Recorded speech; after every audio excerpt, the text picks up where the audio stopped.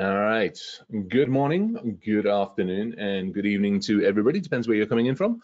Welcome to another one of the WISE webinars, where we are joined by some pretty amazing folks. I'm going to have a long conversation about privacy, your data, where it is, what's happening with it, what you can and should expect. And in the likes of 57 minutes, going to try and solve all the problems on the planet around privacy. So good luck to the panelists as we try to set them one up. As always, questions and answers we'll keep an eye on them and we will ask them as they come in. I'll probably interact with everybody as we're going. Everybody knows me. This is my last WISE webinar officiating. And so, we'll have that brief conversation at the very, very end. And on with the show, I'm going to let everybody introduce themselves. I'm actually going to start with they're all bloody good friends. It's really nice. I'm going to start with James. I'm just going to hand the ball straight to James because it's fun. All right. Hey, everyone. Good morning, good afternoon, good evening. Whatever good it is, let it be good. James Azar, I'm a Chief Information Security Officer, although that'll be officially official Friday. It'll be my last day as CISO, and I'm taking a little garden leave, and I'm going to figure out what's next. And burnout is real. But I also host the CISO Talk podcast and Cyber Hub podcast. So there's no burnout. There's just a lot of fun. Nice. Matt, you're up. Yeah, I'm Matt Lee. I'm the Director of Technology and Security for a managed service provider that serves small to mid-sized business. We manage about 20,000 belly buttons, I'm told to use, because it's more humanizing than just humans. And I lead the targeted, where do we go from a security and technology perspective for making sure that our clients that genuinely don't understand PII and don't understand their responsibility around data security, how do we make it so that they make it harder for them to fail and easier to succeed, right, as Krebs says. But thank you for letting me be here, and I am actually the most junior person from a knowledge perspective in the room today, so humbled. Oh, it's you. You're totally fine, for goodness sakes. All right, Scott, you're up, sir. Thanks, Chris. Scott Foote, been in this particular industry since about '88. First half of the career was as a vendor in a variety of different capacities, everything from hands-on code, Gabby and I were talking about earlier, all the way through to being the product executive. Flipped some businesses, wound up being on the customer side for the latter half of the career. And about 4 or 5 years ago, started a consultancy for virtual CISO, and now I'm actually a virtual DPO, data protection officer for small to medium businesses. And our business is international at this point, so we're seeing a lot of the concern that people have about PII data, cross-border data transfers. It comes up in almost every conversation we have as an intro. So I'm excited about the topic, Chris. Nice, awesome, thank you, sir. Nimrod, sir, you're up. Yeah, thanks. So Nimrod Vax, I run product and technology, one of the co-founders of Big ID. Big ID, at Big ID, we provide a solution for organizations to know their data. Big ID help organization discover all the data they store, catalog all the data, create a classification to know what type of data they have, correlate that data to individuals so they know who this data refers to, and on top of that, provide applications that can then make use of that insight of that data intelligence to solve problems, data problems. One of the most common data problems that Big ID is used to solve is privacy, because with that data intelligence capability, we can find and associate data to individuals, which is the essence of privacy and the difference between data protection and privacy protection. Cool. I'm happy to kind of join this panel and talk about privacy and PII. In the privacy world, we refer to a broader term, which is PI, personal information, not only personal identifiable information. I'll be happy to explain the difference over the next 53 minutes or so. Cool, awesome, thank you, sir. Well, welcome. Gabrielle, last but not least, sir. So I'm going to use my time to thank you, Chris. You've done an amazing job. We've done how many? I think like 25 of these webinars. 30. Almost 30, yeah. Wow. So many people benefit from this, including me, by the way. I learned so much. So thank you very much for hosting this. You were a huge contribution for the community. And I guess next time you're going to come as a panelist. So, that's going to be interesting. But thank you very much, Chris. You're welcome, sir. Thank you for that. It's been fun. It's been good. All right, so let's kind of break this one down. I mean, I think we realize that there are challenges and that there are issues out there. Now, what we've seen, shall we say, from an industry standpoint, and what we seem to see, at least from a US and a European and different parts of the globe standpoint, is we don't seem to be able to agree on actually, what personally identifiable information even is. We have some places where it's like, well, we can't actually have your name appear next to certain other elements. We have some places that go, hey, really, it's only your national insurance number or your social security number tied in with other things. We have some places which are now considering the idea of just basically being out there, your face, visible areas as well. For those of you that keep an eye on the news, there was somebody that was just arrested based on the fact that their finger and palm prints were recognized through photography. So all of a sudden, you've got all these different elements which constitute a digital fingerprint, shall we even use on that one, of a human being. I'm interested in each one of your takes on yourselves, what you would consider to be private about each one of you, because each one of us is out there on the internet in a fairly extensive way. What each one of you would consider to be private about yourselves, and whether we believe you can actually protect, even protect any of that stuff these days. So I'm actually going to open this. I'm intrigued to see what everybody thinks on this one. So please, on this, feel free to just jump in on this one. First one starts kind of thing. I'll go quickly, I promise. Yeah. So I actually think that, first off, I think almost all of the data is personally identifiable and is traceable back to me. I take it back to something really smart I think you said earlier, that we should protect the data like it's the physical body sitting there, the physical human, the physical person sitting there. And I think the challenge is nobody's lifting up my stomach and measuring my waist. Nobody's taking my footprint and handprints. Nobody's getting my date of birth from me in most cases in a personal interaction. And so all of those attributes are things that were simply gathered for the ability to make databases or sell my data or gather my data. But I'm a much bigger believer in a federation model where I simply just attribute that I am this GUID, right? And I think that is privacy to me. In the absence of that, I live in a shelled model where I have a few identity layers and some components of those never exposed to the web that are most critical to the defense of my overall assets. And so those are the kind of things where I think it's broken, the whole system, and I think it's broken for the profiteering that exists around that harvesting of data. But that's my point. So. No, that's an interesting way of looking at it. The federated stuff is interesting because then, I mean, it's almost the reverse. We see that in a database. If I want to find all of the folks with beards, then I just click that database one, as opposed to the other one. Do you have a beard? Great, identified, and off we go. Yeah, and then it's a choice. Yeah, absolutely. What's everybody else think about this one? So I can make a comment. So the CCPA defines personal information as any information that can be correlated back to an individual or a household. Yep. So that kind of takes away the traditional definitions of so security number, phone number, address, etc. Because it's really anything that can be associated to you. Just a list of measurements or kind of shoe sizes don't mean anything. But if they can be correlated back to an individual, then it becomes personal information. Right. And all of our information is stored online. It's all digital. It's all replicated in hundreds of different places.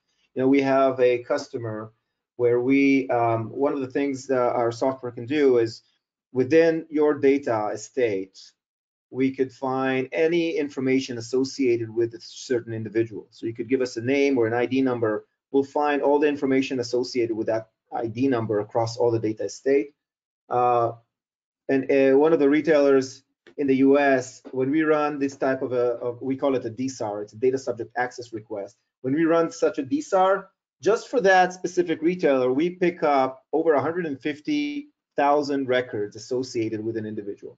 And it ranges from things you could expect all the way to clickstream information.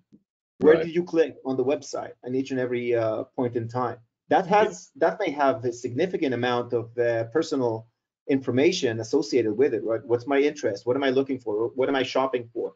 Could be even embarrassing in some cases, right? So, and every person has a different expectation of what is personal and what isn't personal associated to it. So I think, the information is there. There's no turning back. There's no getting that information back or hiding it. But there needs to be, some control or moral use of that data, if not regulated use of the data, right? We can discuss. Define moral.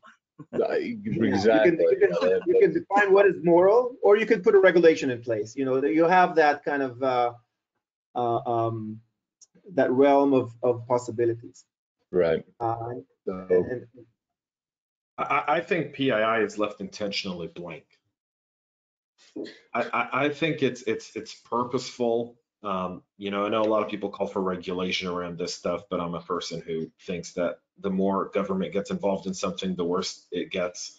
And so I am more in the position of what PII is what it is to that specific user, and what value it has for that specific person. So, Nimrod, you brought up the clickstream data that a user would have. Some people tell you, I don't really care.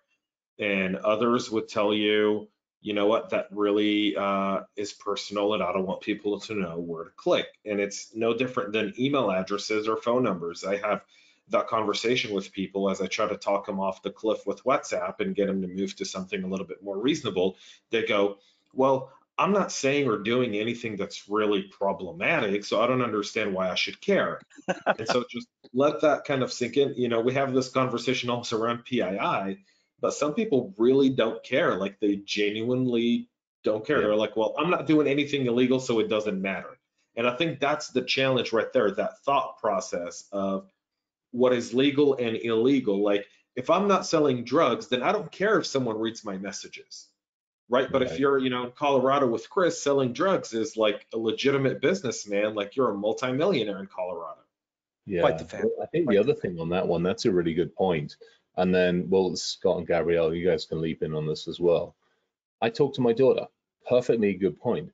My daughter, in her own mind, is happy to be sold the right type of jeans by, say, American Eagle or some of those other places. She's happy for them to have that information to pinpoint the kind of things that she wants. I'm like, well, that's fine. But what happens as you grow? You go from like maybe a size 4 or a size 6 to a size 8. What happens then if American Eagle now has a tie-in with, let's say, Weight Watchers, because you've extended a size over a short period of time, and now Weight Watchers start sending you information, go, hey, we see you've increased in size. We'd like to have a conversation with you. She's like, oh, that crosses a barrier. I'm like, well, how do you tell them that? How do we advise them? I mean, and to Nimrod's point, my clicking information might indicate there's a health problem with me. We've had these examples stuck at us by the shopping people. If I'm shopping for certain things or I'm searching for certain things, it's potentially indicative of I've got health problems. Do I want to know that or do I not? And I mean, yeah, it's a rough one. There's no easy answer. It's actually defined pretty well in some of the regulations in terms of the purpose of processing. Why are you collecting this information? What consent did you provide? And what is the expectation? What is the lawfulness of processing, right? If you're going out and shopping, you expect to get a good experience while shopping. You want to get recommendations that fit your preferences. You don't accept Aetna to call in and say, oh, do you have a blood sugar problem that you want us to help you solve? This is going to cost me money if you don't fix this. Yeah. But on the flip side, and actually hold those thoughts because we'll run into that stuff in a second. Scott, sir, please feel free to chime in on personal experience, thoughts on the privacy information and other things around that, if you don't mind. I'd love to hear your thoughts. So I'm looking at it from two perspectives right now. One is from the companies I'm advising, right? I'm trying to help them protect the risk to their business. And of course, the regulatory lens. It's what they want to do. I want the clickstream. And then it's the regulatory, what are they allowed to do? But on the flip side, you got to look at it from the data subject, from the personal. I mean, the word personal is in everything we do around privacy. So look at it from the person's point of view. And to answer your first question there, Chris, I see 4 categories, or call them levels of information, right? The worst case is, are you putting me at risk? Is my personal data being exposed putting me at risk? Can somebody fraudulently take out a loan in my name, right? Lower than that would be, it's a nuisance. I don't really want somebody following me around on my clickstream if they're just gonna pepper me with ads. That's a nuisance. The inconvenience, yeah, I'm tripping over my birth date and I'm tripping over maybe my home address. I see that. It's an inconvenience, but it's not presenting significant risk. And then there's the, hey, it's out there. My LinkedIn profile, for example, where have I worked? Who have I known? Sure. Those 4 different categories of information, when I sit down with a brand new firm and we talk about what is their privacy exposure, the first thing we try to do is identify what do you have for PI or PII. In many cases, they go right to HR. That's the first thing they think about, right? If they're a commercial, commerce focused, they'll look to that vector. And I'll say, let's not look at the regulations first. Let's look at those 4 categories of information. Yeah. So we get a sense of where, to your point earlier, Chris, if this person was sitting next to us, what would we do for them? Not our customer, but our friend, our family. Let's look at those 4 categories of information and apply the controls that we think from an ethical perspective have to be there. I like that. Hang on, Matt, hang on. I like that. That's actually a really nice way of like separating it. You're almost taking, what we used to do as like the data handling standards, and applying that kind of methodology into this. I like that. That's actually a really, really, really nice way of doing that. I wouldn't mind digging into that a bit more at some other point in time. Thank you. I want to expound really quickly. My job usually is to live in that 3 to 5 year world or somewhere further out in the future. And so I'm trying to reimagine this privacy challenge. So I just want to add one thing.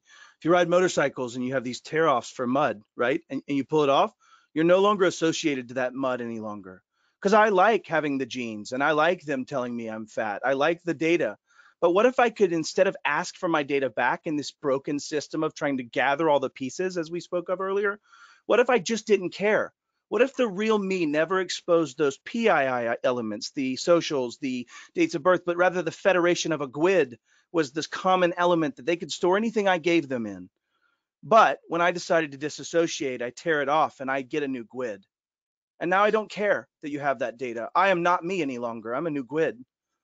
So just a little theoretical, but anyway, sorry. Matt, you bring up an interesting concept. I think that goes to biometrics, right? With like GDPR and Ccpa. This is my face, and I can change my password 1 million times. I can't change my face. I can't change my fingerprint. I can't change my retina.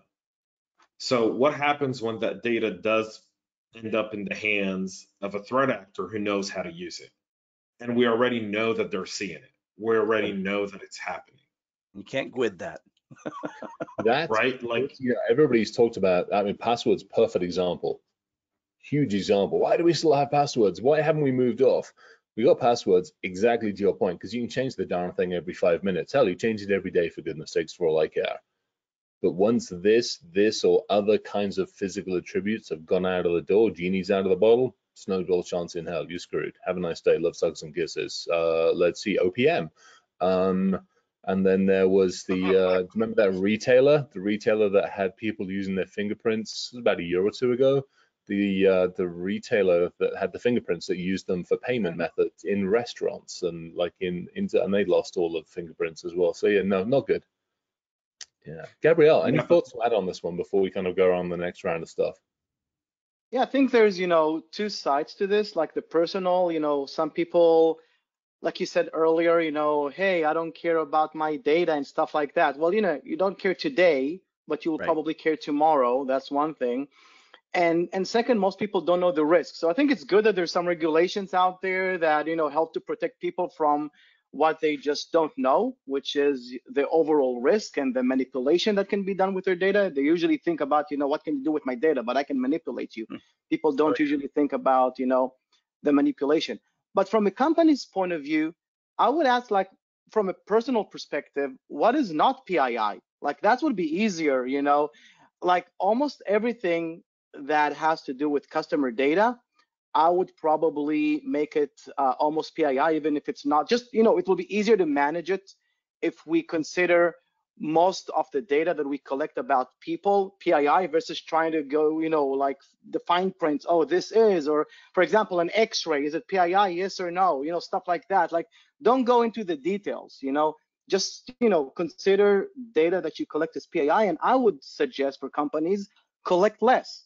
You know, I know that it's like, I know that people think about, you know, data is like the oil, but it comes with liability, and it's only becoming more and more expensive to handle it. There will be a time, which is coming right now, I think, that handling this data will be more expensive than what you're gaining out of it. So, you know, you can maybe anonymize it, or you can aggregate it and make statistics and put it in groups, but you know, to keep the raw data, like, do you really need this?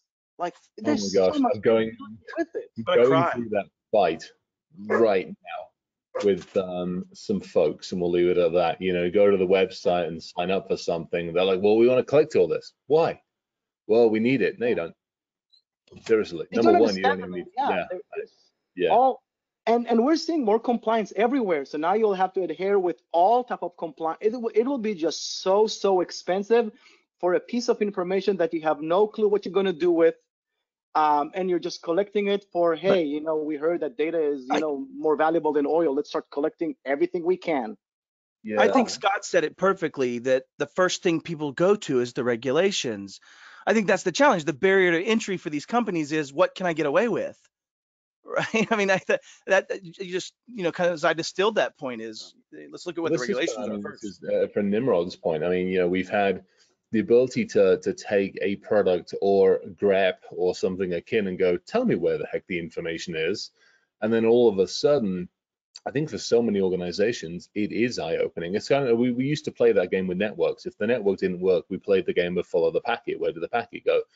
Then we did the same thing with credit cards. You know, when PCI first came along, everybody was like, where's the credit card? And all of a sudden you found it was scattered everywhere. It was on the mainframe, it was on spreadsheets, it was on 25 different ruddy servers.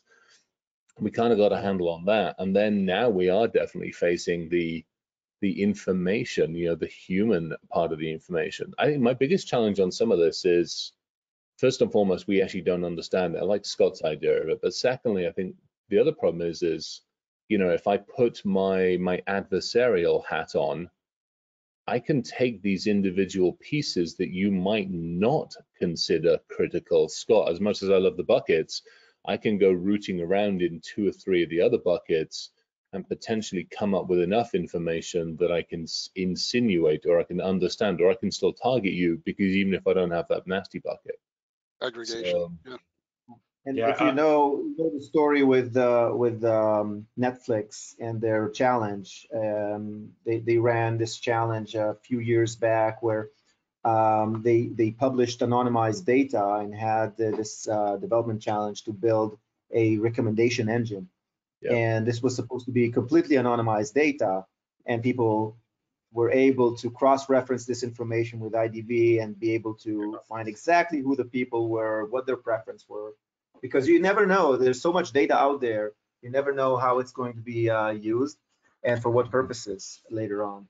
And to your point about minimization, that's a big kind of challenge for organizations. They've been collecting everything and nobody is deleting, you know.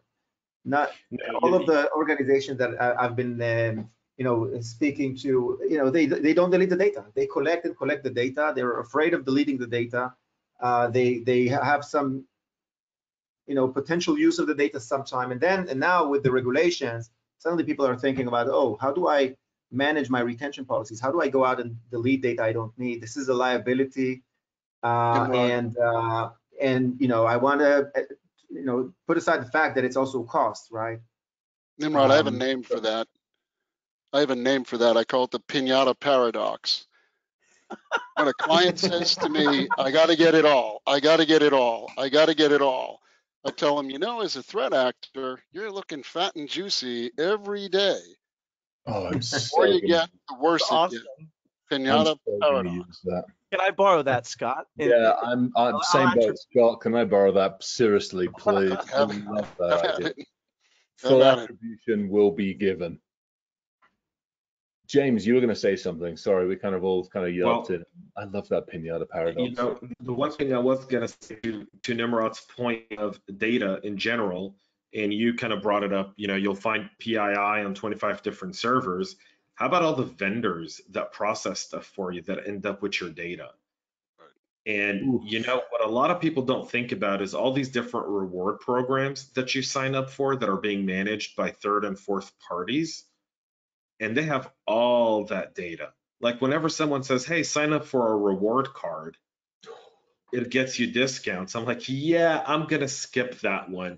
Thank you so much. I don't want to save those 10% today. I appreciate it, because think of where all that data is. And even I, as a CISO, can tell you the vendor risk management program, like you said, and I'll talk to company X that's processing some information for us. And I'm like, well, where does all the data sit? They're like on AWS. Well, who's AWS? Well, our AWS. Well, do you use anyone to mine the data? Do you put it in any buckets? Is someone managing your database? Do you use any outside companies?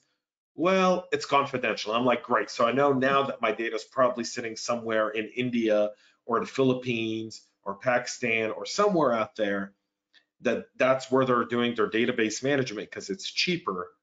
Yep. And that's how they're running their award program or whatever that is. And to me, those reward programs are really the greatest threat to an organization from a reputational perspective, but also to a consumer from a PII perspective, because your data sitting out there and it's probably going to be sold 2 or 3 or 4 times over by the time you know.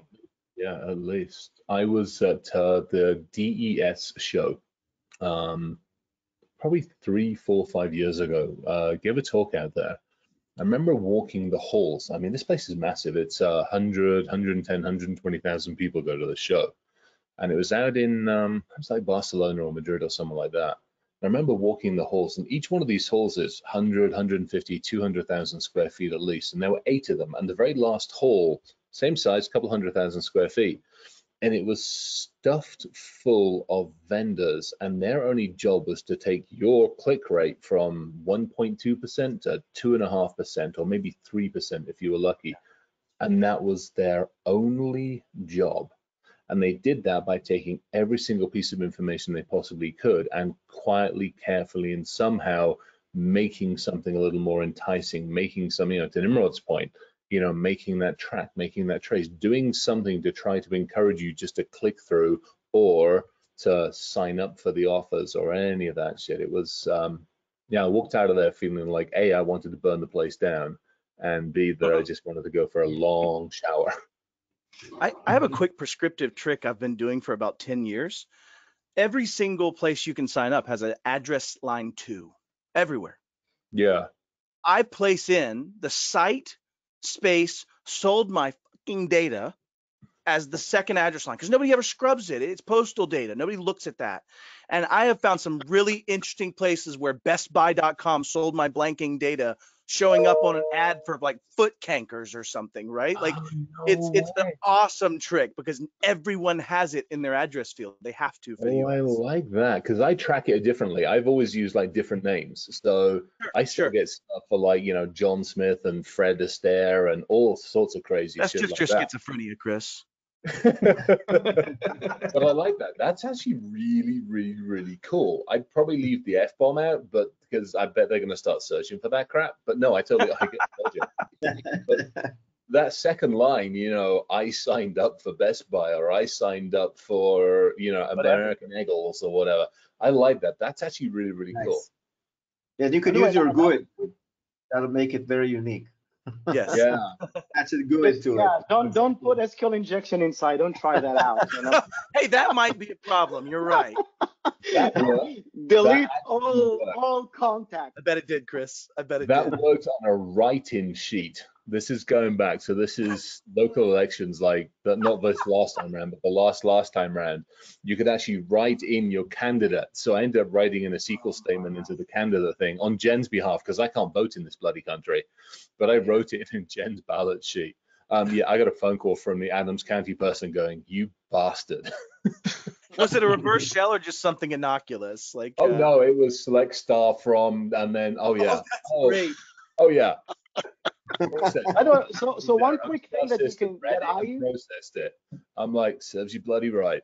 That's Anyway, epic. we digress. One tip that I usually use when I sign up, just for the audience, if you use Gmail or something like that, G Suite, yeah, Gabby Plus, Best Buy, and then I can see if they sold my email. So it goes back to the same inbox. So it always ends up at gabby@wiser-training.com, whatever. So Okay, so let me throw this out there.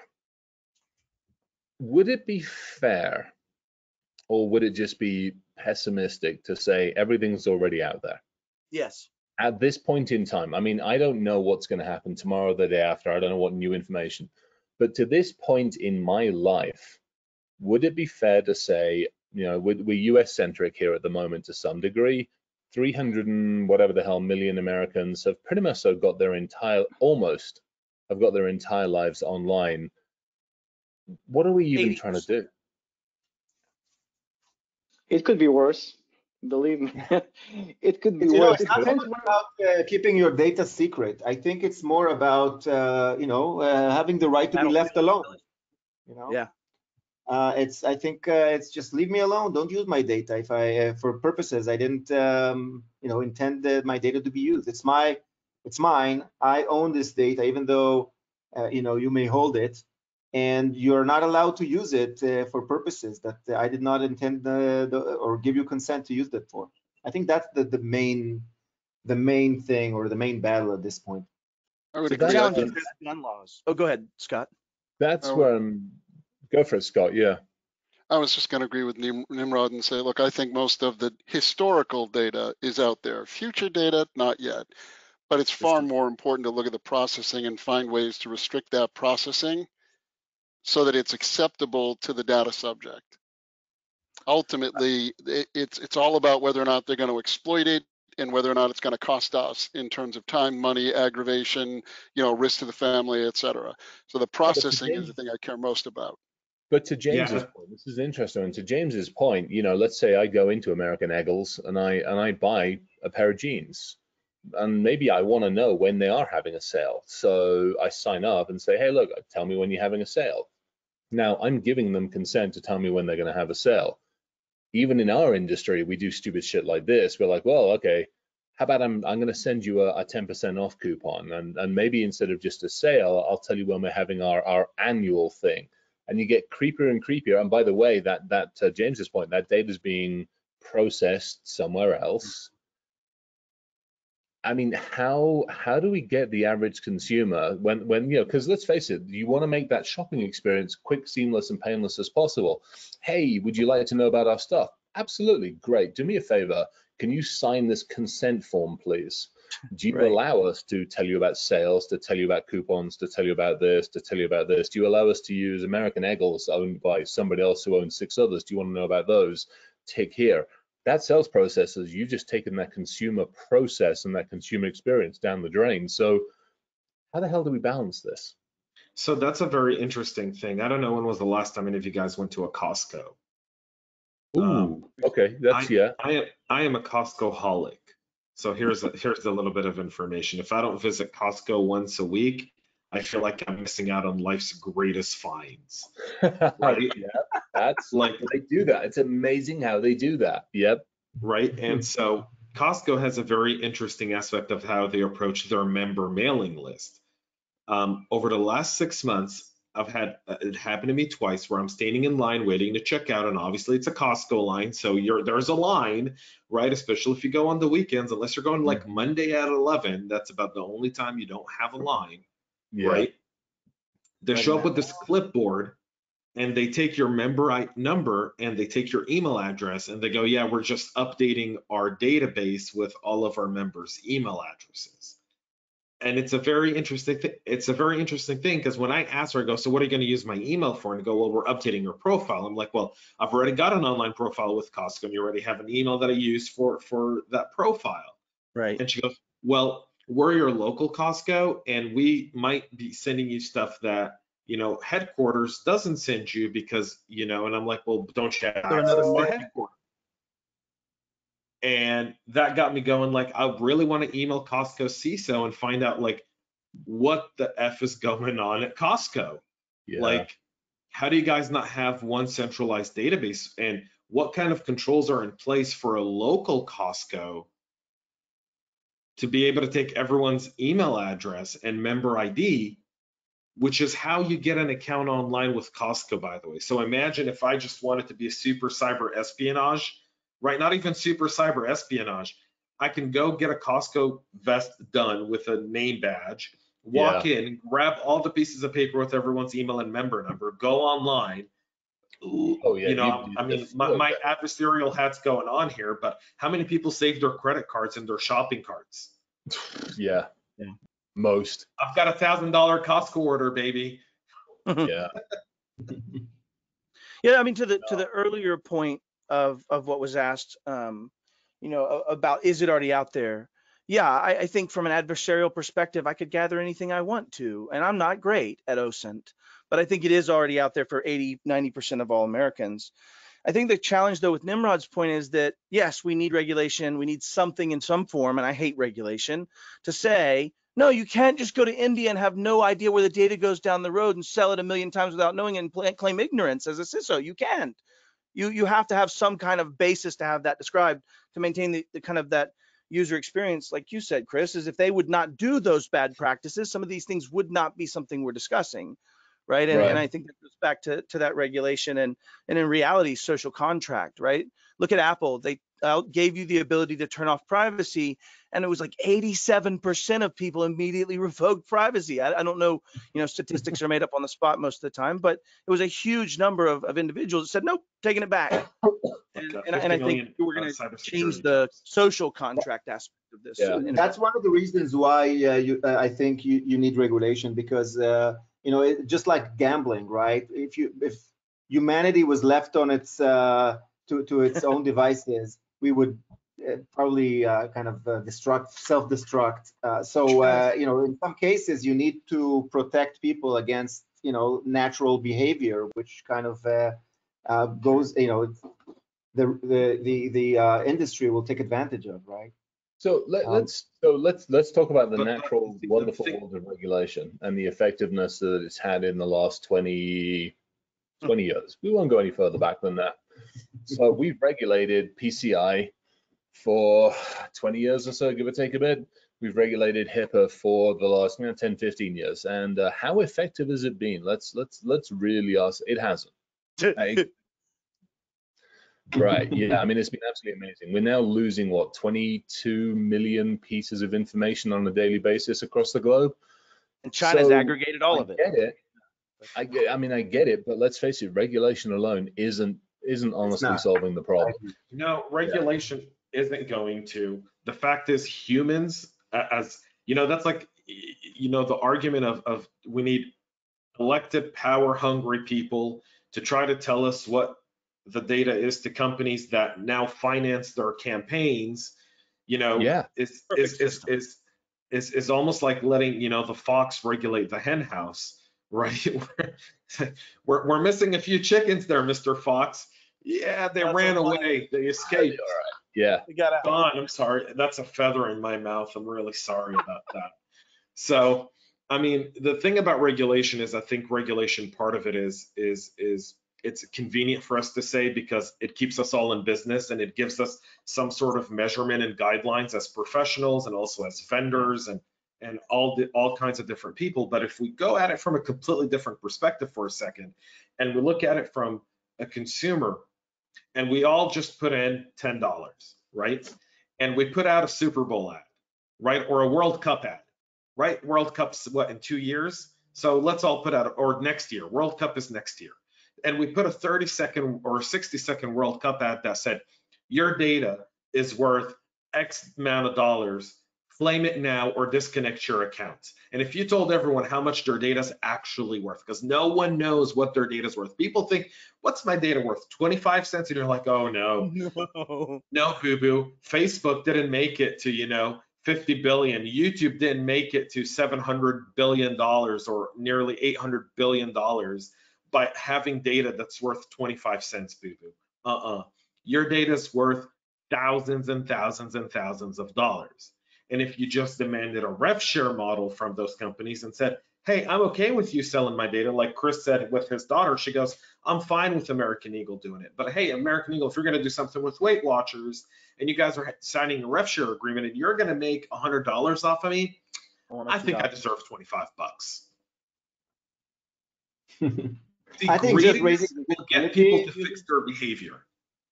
Exactly. I think that's an awesome idea. Just by raising the visibility and awareness of people, just say, just before you click accept, think about it. Do you really need to share your data?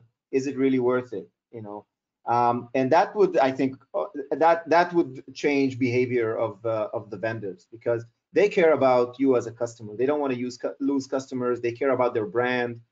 And if privacy is important, and it is becoming more and more important to consumers, that is what will change their behavior. And we actually, I think even Gartner had a survey done, and most organizations, when you ask them what are the reasons why they invest in privacy, it's the fear of losing customers and their brand recognition, and only then it's the fines that they could get if they don't comply. So I think that this is a great idea. I think if we could raise the visibility this way and people would think before they click, it would be amazing for the. Well, I think that's the primary value of these regulations you went through, Chris, right? Or going all the way back to PCI has been, it shines a spotlight on the different types of data that people were just kind of taken for granted. Whether it's us as consumers or the people processing the data, we just weren't applying all the discipline we should have been, right? So we shined a light on it. But I'll tell you, I have another much bigger concern is that light is very bright. We see it as consumers, we see it as vendors, so do the threat actors. Yeah. So what might have been worth, I had a conversation with somebody about a month ago, and they were concerned about PCI data and credit card data. And I said, the credit card data, the individual records aren't worth a fraction of the value of hitting you once and extorting you. Yep. If I hit you, dump your database, I can make tenfold in one hit with just, a very small amount of work to extort the money, because now the regulation has made it painful for you. You're going to wind up paying fees. You're going to wind up, being publicly shamed. So that extortion bar, and I'm seeing it with some of our customers and prospects. When they come in, ransomware, of course, is the first thing on the top of their mind, but a few of them will say, you know what, no, extortion. Even beyond ransomware, things like GDPR have set the bar higher and made us a bigger target. So we're less worried about the data being stolen and monetized on a per record basis. We're worried about the 10 million euro fine we're going to pay, or, the ransomware that we'll pay as an alternative to that. So I like the spotlight. I like the visibility. I like the fact we're drawing attention to it. I'm a huge privacy advocate, but I'm also seeing the bad guys. Hey, their business model's never been riper than it is right now. Oh yeah, I mean it's a beautiful business. Well, I mean so what's interesting, actually, let's take that just for another second. The business model has changed, if you think about it, in the last 2 to 3 years, because the business model used to be, I had to break into your company, steal your data, and then find a buyer for it. It didn't matter if it was credit card data, privacy, healthcare, well, I had to find a buyer for it. And, to some degree, there was already a ready-made market. But if I suddenly flood the market with, X amount of hundreds of millions of blasted cards, I devalue the cards, it becomes a challenge. I had to do work. Now, I don't even have to do that. All I do is I break into your company. I maybe still steal the data for a later date, but now I encrypt all your computers. And I'm getting my revenue that way. I mean, good grief alive. Talk about finding an entirely new, I don't have to actually monetize your data anymore. I can, it's an additional revenue model, but I'm using a thin layer of data to generate my revenue, which is simply encrypting all of your data and encrypting all of your systems. And that's So the downside of these regulations, right? It's turned the Carter community. I'm sure most of you guys have seen it all on the dark web, right? The whole Carter community has shifted dramatically over to the ransomware as a service community. totally, yeah. Yeah, because I don't have to, because if you think about it, as a carder, you know, I take in 1,000 credit cards, you know, on a bad afternoon, I take in 1,000 credit cards, and I have to batch those up, which takes effort.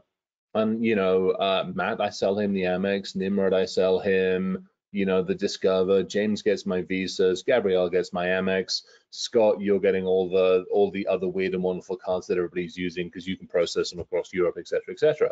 That's effort. Now each one of you has got risk because now you've got to process the cards, manufacture physical variants of them, send them out to the people that are going to go raid the ATM. I mean, this is work. I mean, good God's alive, I'm actually having to work for my ill-gotten gains. That sucks. Now, we now go ahead, sir. And now all I have to do is break in with a very thin amount of data that I can use to click on something, encrypt the machine, and I make my money that way. I mean, we've made it so much easier. Go for it, Matt. But we are seeing, and maybe I'm an optimist, we are now seeing that when they do stick their one singular head up, it's getting sniped, right? And I think the point is, you know, NSA or feds or whoever last week with the Colonial Pipeline, they paid the ransom presumably to open the communication channels to the threat actors to start to find and attack the threat actors, right? If I'm not understanding that incorrectly, it seems like they are starting to take I guess what I'm getting at is with the Carter, you have somewhat of an anonymized risk. With this, you're now paying and making a transaction, sure, through an anonymized blockchain. And James is shaking his head no, so I may be completely off base, but I feel like we're seeing some threat actor risk to doing these ransomwares now because it is so identifiable. James, No? go for it. All right. Yeah, so with, I think with the dark side ransomware, they opened up a channel of communication and they went after their infrastructure and Right. kind of made them disappear. That also, by the way, the community as a whole, as a ransomware as a service, we're like, we want nothing to do with these assholes. Right. Like we're all disowning them too. And Carve kind apart of that just security like, deposit. yeah, these guys weren't just rejected by, you know, it's like if in The Sopranos, right, when they tried to kill the nephew, right, and like the two guys like ran back to the cousin and were like, look, we shot him, and he's like, don't come to me, assholes, get out of here, right? Because he's like, you know, what are you guys doing? You're bringing heat on us we don't need. Yeah. You know, the ransomware game was going pretty decent. Oh yeah. And now ransomware has become a #1 priority for all organizations, thanks to Colonial. And FYI, it's now you got a DOJ task force that's in cooperation with the NSA, US Cyber Command, and FBI. It's getting global, meaning the Five Eyes are jumping onto it as well because it's now starting to do that. The Carter piece, by the way, for you as the AustNet guy who's gathering all the data, there's zero risk. Oh yeah. Right. The risk exists to the people who are actually going and trying to cache it. And those guys are getting busted right and left, man. Yeah. Right and left. Like I like a few weeks ago in Atlanta, they busted like 32 Nigerians from a credit card theft ring online that were, you know, trying to, you know, run these scams in the Atlanta region and the Georgia and the Southeast, you know, causing, you know, I guess like they raided a bunch of homes and found like millions of dollars worth of like, you know, iPhones and laptops. And you know, the work behind that is really hard because you not only have to go buy the goods, you got to sell them on eBay or Craigslist or Facebook. Yeah. And you know, eventually you get caught. I mean, Well, James, you were shaking your head no, but you agreed with all my points. That was interesting. So I agree. I agreed with the general perception. I like to give you just a no every once in a while, man. It hurts my heart, but I need it. So thank you. So, all right, let's drag this back in again. I just found some interesting stats because I take a slightly more, should we say, cynical approach, unfortunately, on some of these things, which is I don't always believe that the consumers fully understand what they actually, not only what they have, but also what they're handing over. But it is interesting, and these stats are actually from the beginning of this year. And it's end of last year, beginning of this year, and they're actually starting to say that 70% of Americans are now saying that they feel their information is less secure than it was 5 years ago. 10% feel that they've actually got any kind of control over their information. 46% figure they've lost control of all of their information. 62% feel it's, so there's actually some really interesting numbers. 80% say they want more control of their information. Almost 80% saying they're more protective of their data, they are more concerned about their data. So I think to the point here, people are actually starting to wake up, which is interesting, which it's kind of contrary to what I've been feeling. So it's interesting to see this. Now for me, and this is why it's kind of nice with Gabrielle doing that, is what can we do to help people understand more, become a little bit more aware, and simply ask one or two more questions. That to me would be the big thing. That's what I would love to leave people with. You know, Gabrielle's doing an amazing job of educating people in a very open, well-meaning, and simplified is the wrong way of putting it, but it's trying to give people some easy steps. And so what I'd be interested from each one of you guys, because we've only got a few minutes left on this, is if you were to leave a piece or two of information behind, literally, what would it be to help somebody think or ask more? And so who wants to go first on this one? One or two things for everybody to think about. I'll go first. If it helps, I'll go first. And I do this, and I like Matt's idea on this one about that second address line. I think that needs to be one of them. For me, I ask a simple question. What are you going to do with that data?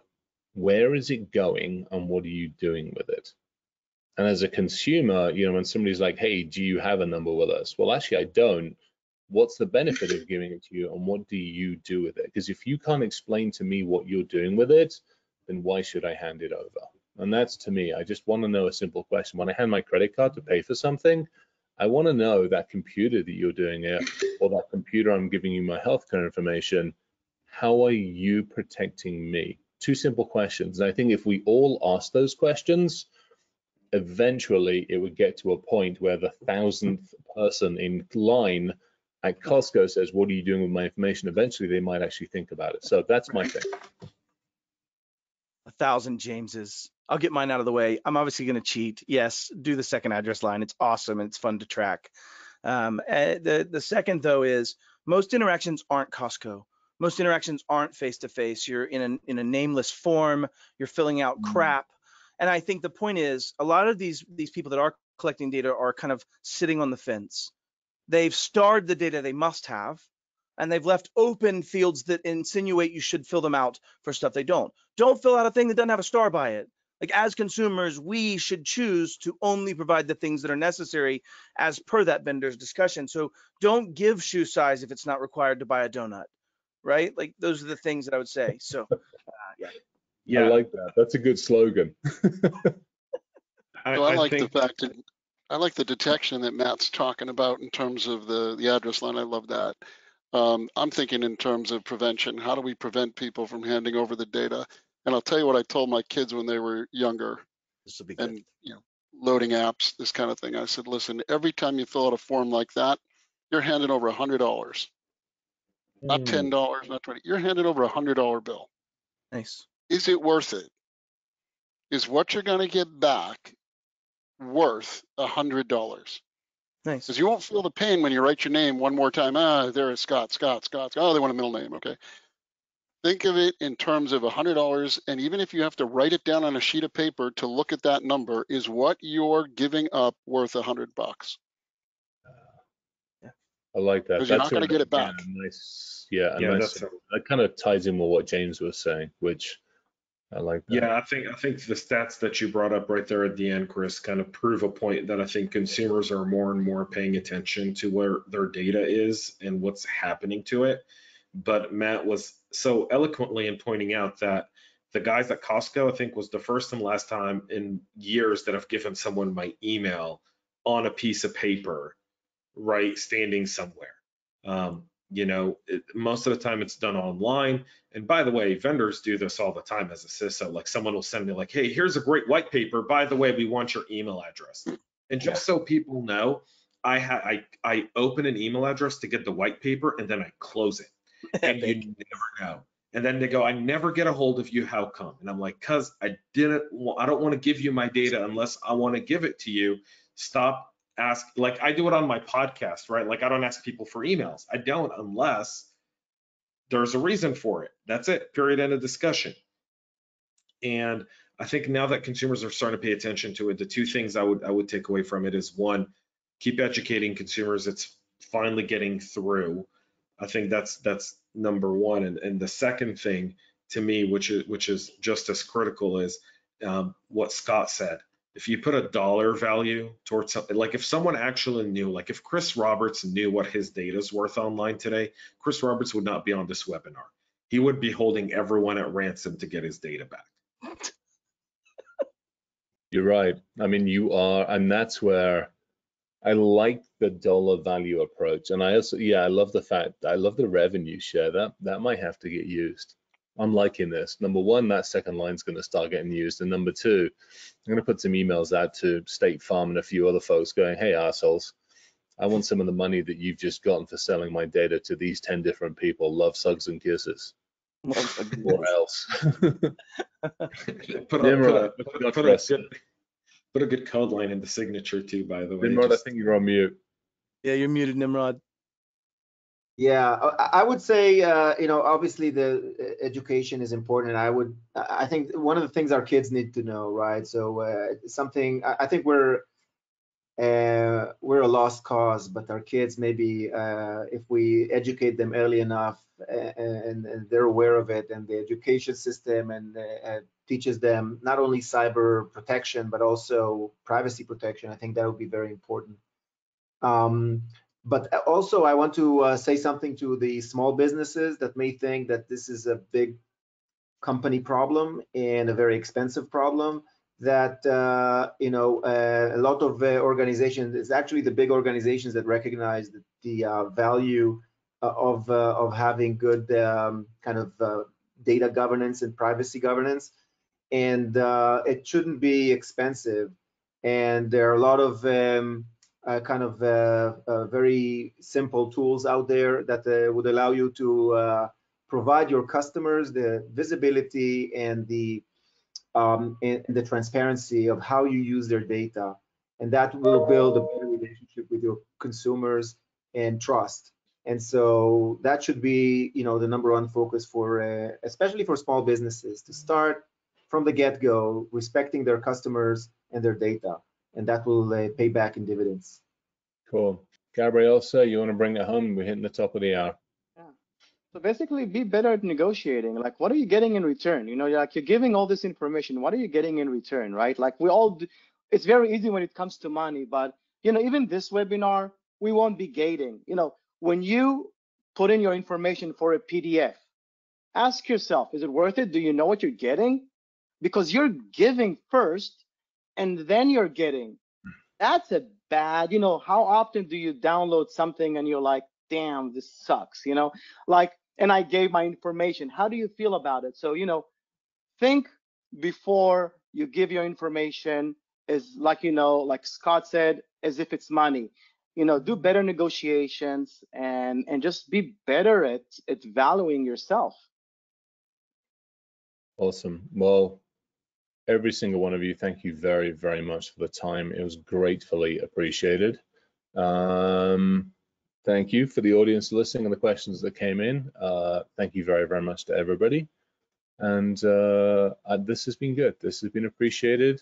And we will see everybody online as normal in just general places that we tend to hang out. Stay safe, stay healthy, and be good. Take care, everybody.